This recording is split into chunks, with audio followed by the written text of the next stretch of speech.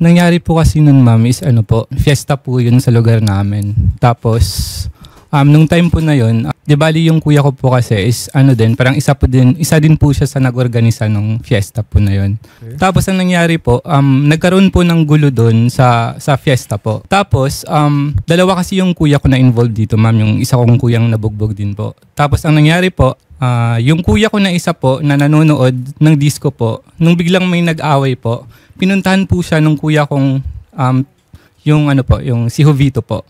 Tapos pinuntahan po siya ng kuya kong si Jovito para pagsabihan na wag umalis sa pwesto niya para at least hindi rin siya mapasama sa gulo po. So hindi involved sa hindi away? Hindi po sila involved parehas. Okay. So anong nangyari po, based din po dun sa police blotter at yun din naman daw po yung nangyari na may pumunta daw doon sa police station, nagsumbong na may nagkaroon nga po daw ng rumble doon sa fiesta sa lugar namin, sa purok namin. So ang nangyari, sir, pinuntahan po ng yung respondent team, yung mga police po. So, nung time po na yun, kasama po yung kusinero po ng police station. Po, etong kuya ko po, si Frigel Boy po, yung isa po, yung nabugbog. Habang nanonood po siya doon sa mga nag-aaway nakatayo, may bigla daw pong sumigaw na dalawa na sinabi po, sa kabila daw, may nag-aaway din, ganun. So, nung time po na yun, nung natignan po ng kuya ko, yung sinasabing nag-aaway daw po, nakita po ng kuya ko, yung kasama yung suspect na hinahawakan po siya, ganun po, parang sinusunggaban. So, ang nangyari po, yung kuya ko po, nagmamadali po siyang puntahan para awatin. Kaso nga lang po, nung pumunta yung kuya ko doon, parang pinagsabihan po siya ng suspect kasi nagmamakaawa po yung kuya ko na wag niya galawin yung kapatid ko kasi taga doon lang din po kami. So ang nangyari po, imbis na kailangan niya awatin yung kapatid ko, ang nangyari, siya din po yung inano ng suspect. Parang sinabihan din po siya na kung kung makikialam daw po siya, idadamay daw siya ng suspect, ganun. So ang nangyari, okay. Lumabas po ng kutsilyo yung suspect para sa kapatid ko, parang pantakot niya sa kapatid ko. So ang nangyari, tumakbo yung kapatid ko para manghingi sana ng tulong. Tapos nakita po siya ng pulis po, yung pulis po na si PNP Kim po na yun nga po, na nandun mismo siya. So, nung tumakbo yung kuya ko, di bali yung pulis po na yun, na si Sir Kim po, hinabol niya din po yung kapatid ko. Kumbaga, hinabol niya po yung kapatid ko. So, nung time na inabutan niya po yung kapatid ko, kasama yung isang barangay tanod po, ganun. So, parang yun, hinawakan niya po. Hindi naman daw mahigpit na hawak, ganun. Tapos yung tanod din, sa isang kamay humahawak. So, ang nangyari, sir, parang ilang minuto lang daw po yung lumipas. Dumating din daw po yung suspect sa mismong kung saan siya inabutan ng pulis. Tapos bigla pong hinablot nung suspect yung batuta ng tanod para panghampas sa ulo niya. Kaso nga lang po, dahil hindi naman mahigpit yung hawak ng pulis, yun po yung kamay niya po yung ginamit niya pang sangga po doon sa batuta. Teka lang ha, sinasabi mo sa amin, nandun na yung mga pulis. Yes po. Pero etong suspect na to, patuloy pa rin, naglabas pa ng kutsilyo, yes, nangagaw pa ng batuta ng pulis. Anong ginagawa ng mga pulis? Ayun na nga po, syempre kasama din nila kasi yun sir, nung pag-responde. Galing din po sila sa pulis isang din fiesta. ba to? Hindi po, dati po siyang preso sir. Dating preso? Oo, na naging kusinero po sa police station. Yun po yung ano niya po. Sige, no, kinuha niya yung batuta. Batuta para panghampas sa ulo ng kuya ko. Kaso, yung kuya ko po na ginawa niya pang sangga yung kamay niya. So, meron din po kaming medical record actually. Alright. Po, nasa kuya ko po. So, yun po, nung time po na yun, nung dadalhin na po nila yung kuya ko sa police car, kasi idadalhin nila ng police station daw yung kuya ko, wala namang ginawang ano. So, ang nangyari po, bigla pong nakasalubong nila yung isa kong pinsan, si Angelo po. Itong pinsan ko po, sinabihan po sila na, sir, bitawan nyo na yan kasi nasaksak yung kapatid niya. So, binitawan nila yung kapatid ko. So, nakakaano sir, kung totoong may kasalanan yung kapatid ko or may ginawang kasalanan sa kanila, ba't nila binitawan or kasi nasaksak na yung isa kong kapatid?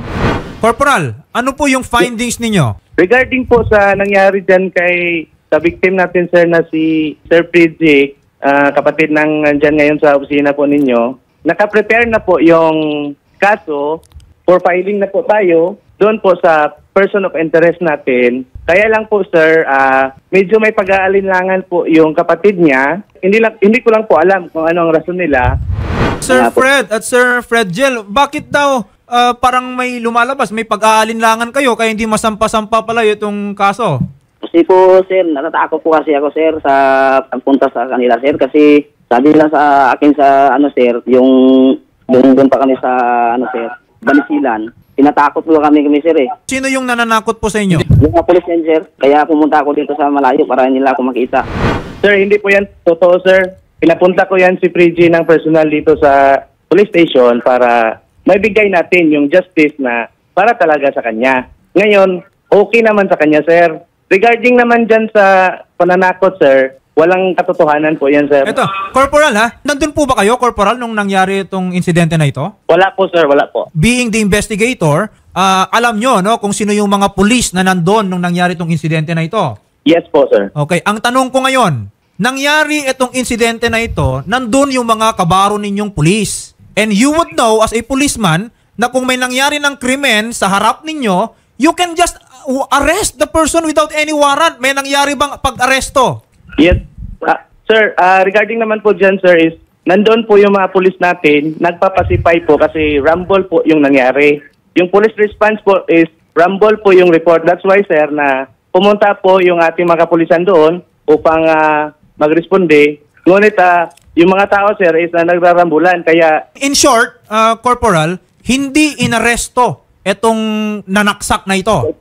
walang personal knowledge po, sir, yung ano natin doon. Kahit po na mga tao doon na mismo nandoon sa area, sir, yung mga relatives ng victims natin, wala po silang maituro, sir. So ang sinasabi po ninyo, nandun na yung mga pulis pero hindi nila nakita na sinaksak itong kapatid ni Jeffrey. Yes, sir, kasi rumble Kaya kasi hindi yung nila, dahil wala silang personal knowledge, there is no ground for a valid warrantless arrest. Ganun po ba? Yes, sir, yes, sir. Hindi ba pwede man lang a hot pursuit na tumatakbo, may hawak na kutsilyo? Hindi man natin nakita na sinaksak niya, pero we have reason to believe na siya yung nanaksak. It is still a valid warrantless arrest. Anong ginawa Yes, natin? sir. Police na nag-responde doon, sir, nag-conduct din ng investigation, sir. Ngunit wala talagang eyewitness, sir, na makapagtuturo kung sino talaga yung sumagsak, sir.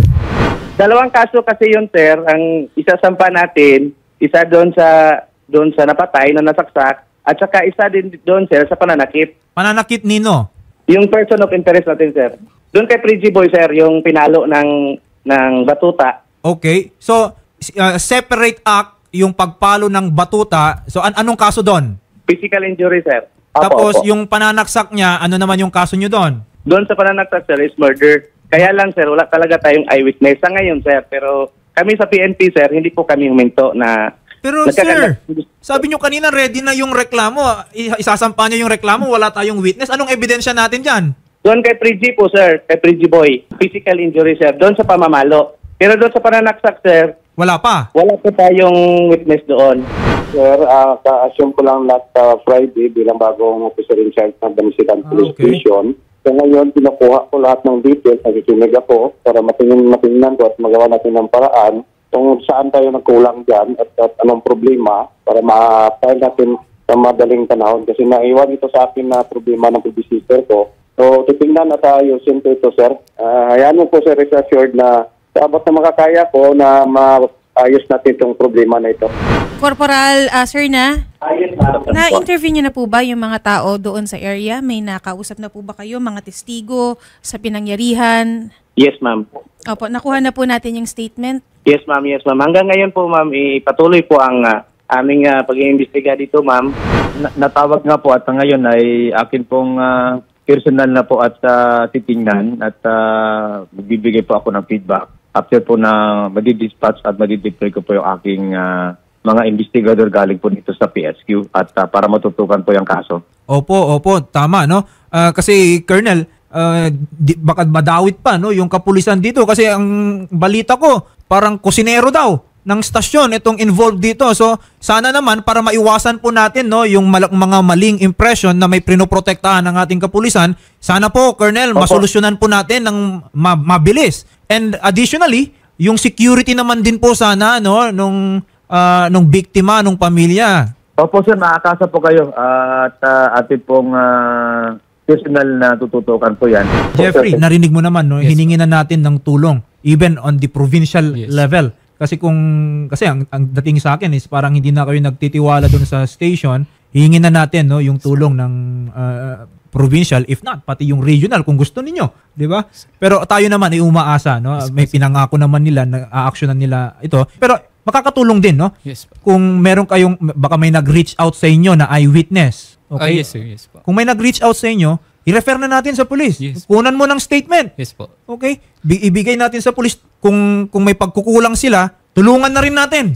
Sir, nakakagulat din yun, sir, nung time na tinawagan ako ni sir, yung investigator po. Kasi sabi niya sa akin, sir, na nung time kasi na yun, sir, sinabi ko na lalapit po kami sa inyo. Tapos ang sabi niya po sa akin, sir, bigyan niyo lang ako ng 1 week, masosolve niyo daw yung kaso. So nagulat po ako, ba't niya yun sinabi? Up until now po, wala pa din progress. Basta sir, yung ang case. sa amin lang sir, naiakit na po natin Yes sa po. provincial director. Ayun po ang mahalaga, Yes po. mas matututukan po ito. Yes po. Thank Opo, you, at ma'am. we will make sure po na magkakaroon po ng hustisya po Yes, ma'am. yung kapatid Oo. po ninyo. And again, ang aming pong taus-pusong pakikirami po sa pamilya po Thank you ninyo. po. Thank you, sir. Salamat Thank you po. Thank you, Okay, ma'am. magandang hapon po. Maganda.